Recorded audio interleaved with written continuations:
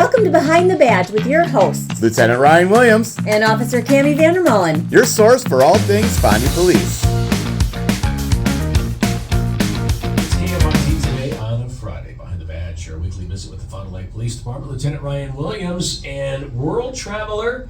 She is back from the big birthday trip, Officer Cammie Vandermolen. How did it go? It was amazing. I can't say enough about how much fun we had.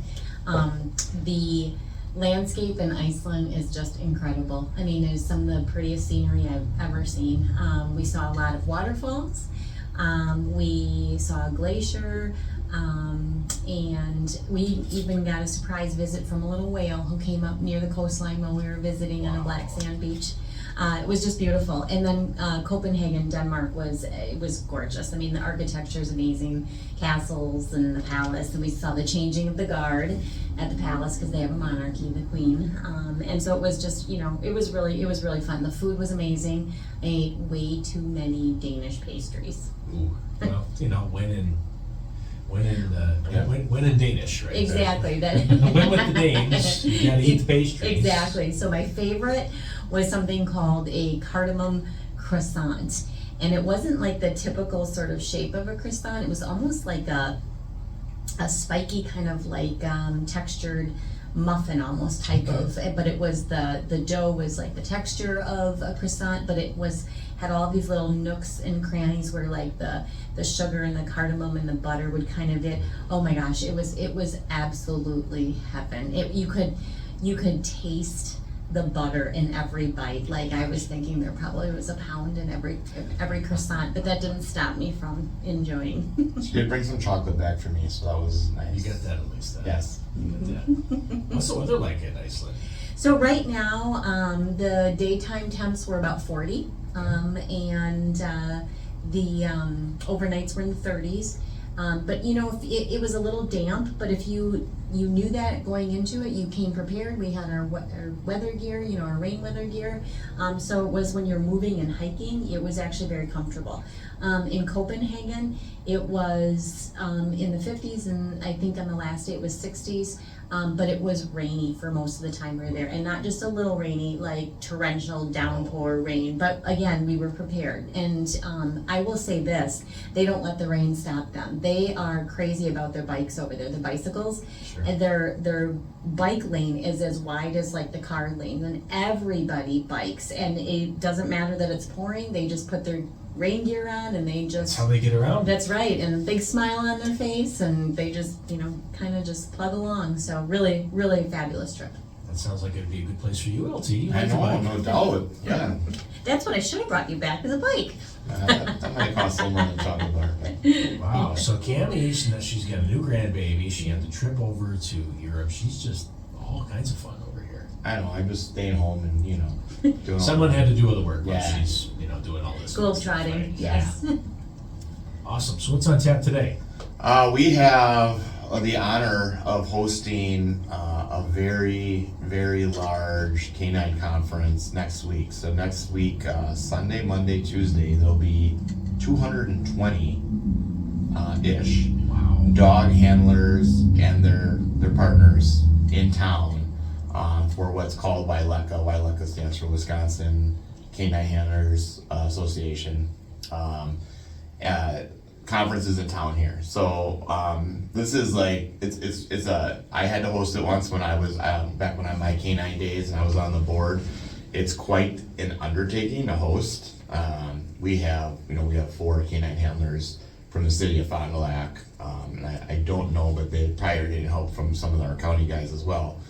But it's probably one of the best conferences from all the training aspects that I've ever been to, because they call it a working conference, and it definitely is a working conference. So how it works is they set up stations all throughout the city. So like they have, with 220 people, they have to set up a lot of stations, so people always have stuff to do.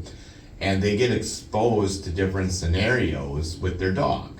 And what they try to do is come up with scenarios that, maybe a little bit outside the box, that you normally would would maybe not have the opportunity to be exposed to on the road, and to see if your dog can work through it.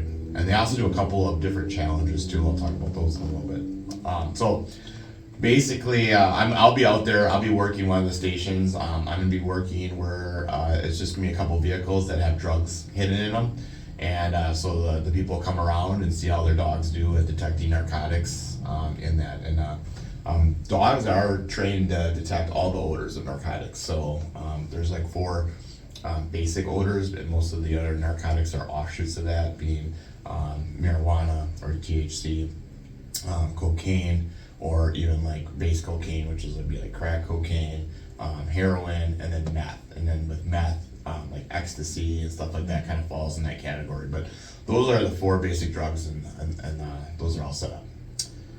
They'll also have like what we call like patrol challenges as well, where there might be like a dog bite like scenario, where either the dog has to find somebody and maybe do an apprehension, or maybe they just need to alert to someone's presence, so there might not be a bite, but an alert is in order. And one of the things that I thought was the most fun, and this happened while I was on the board, they started doing this, is they do challenges. So they have a narcotics challenge where they set up a room and they probably put like 50 some drug hides in it, but they try to distract the dogs as much as possible. Like they'll set out dog bones and dog toys and treats and like the gear that we use, like suits that we use for training dogs to bite and stuff like that. So we're trying to distract. Well, they'll put like toys that like make noise and all this stuff. And you basically, they say start, you take your dog and you have to go around and call out as many locations of narcotics as possible, and whichever dog can do this the most wins the narcotics award.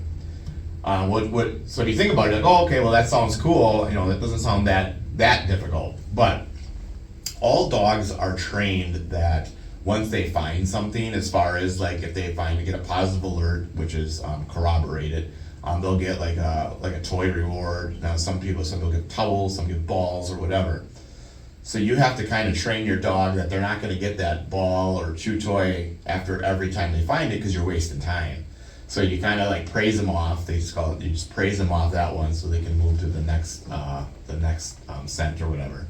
So that's fun. And then the other one is the patrol challenge, where they'll have some sort of person hiding in a building, and basically whoever can find the person the first wins. So they start the clock, and whoever can find wherever the person's hitting, and they have to call them out that that's where the person is. They don't have to have a bite or anything, and typically they don't on that one, but they'll say, oh, the person's there. And so that's a good one. When I hosted before, we actually had we used it was just in North Fond du Lac. I think it was called Zoc Auto. It was it used to be a car business, Okay. but they had a house associated with it. And in this house, for whatever reason, they had a hidden room behind a wall. So it looked like a wall when the door was closed. So that was our patrol challenge, was we hit someone in that wall. Oh, wow. Which is great, because that makes the handler have to trust their dog. They're like, okay, knock it off. Why are you messing with that wall? And it takes someone to really trust your dog and say, no, there's someone back there. Like, so it's stuff like that that is really good to help the handler bond with their dog and trust them. We did when I did it, we did a hideout at the airport where there was a deep hole. We had a person hiding underground. I mean, how many times are dogs going to be exposed to that? Mm-hmm. We also had out by the airport too. We had the dog had to cross water to get to the person. Is that going to freak a dog out? Usually wasn't an issue. It was more of an issue of the handler getting across the water than the dog. You don't float? Yeah. So it's really neat. So there's all these challenges that they do, and by the end of the days, you're wiped. Like you're Sure, yeah. and the dogs are wiped too.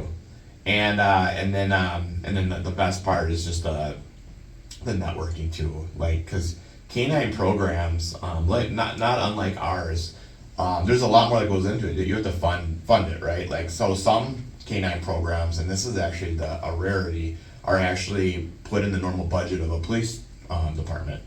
But most canine departments are like funded by donations or events to raise money. We used to host the Canine Legal Run Walk.